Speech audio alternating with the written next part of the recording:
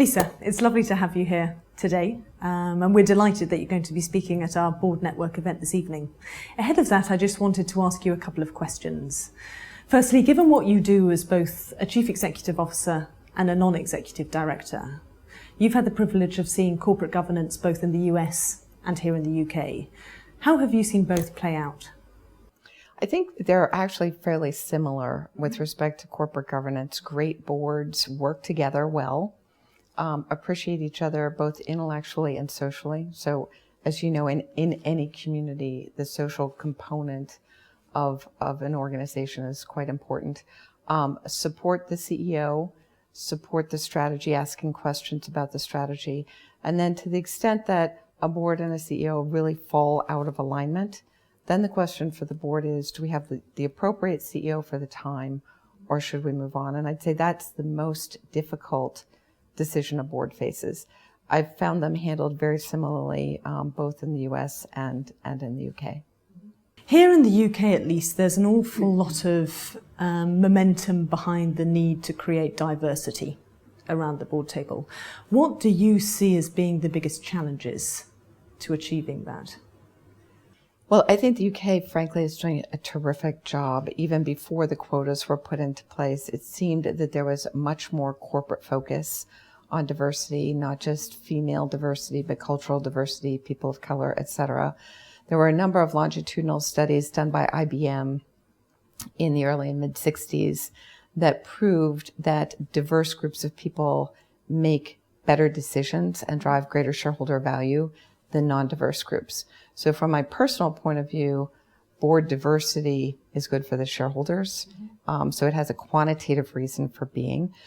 What I've seen is, again, a lot more focus on finding and grooming qualified women, finding and grooming qualified people of color, looking outside one's national borders for directors. It's extraordinarily impressive. We're nowhere near that in the United States.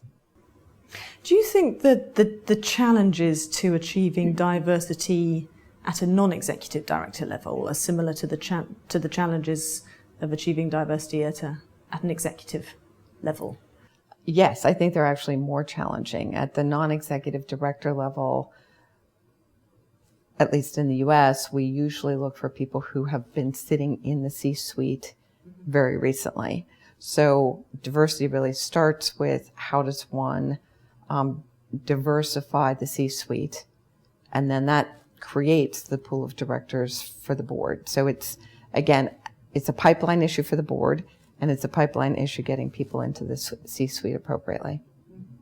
You've risen to the rank of being a Chief Executive Officer. You're a very senior woman in the field in which you work. How difficult has it been to achieve that? It's difficult whether you're male or female to become a public company CEO. In the United States, we have about 5,000 public company CEOs, about 3% of us are women. I'm hoping that that's a pipeline issue rather than a bias issue, but I don't know. I know many of us feel that we've been able to succeed in what are traditionally male industries with very few issues. Other people that I've spoken to have experienced a significant amount of difficulty getting to senior level. So I think it's a really individualized path. But whether you're male or female, it's really grit, determination, taking risks, being willing to take risks to do the types of things one hasn't done before, and being willing to fail. Lisa, thank you. That was fabulous. I'm really looking forward to what you have to say this evening, and thank you for taking the time to speak with me today.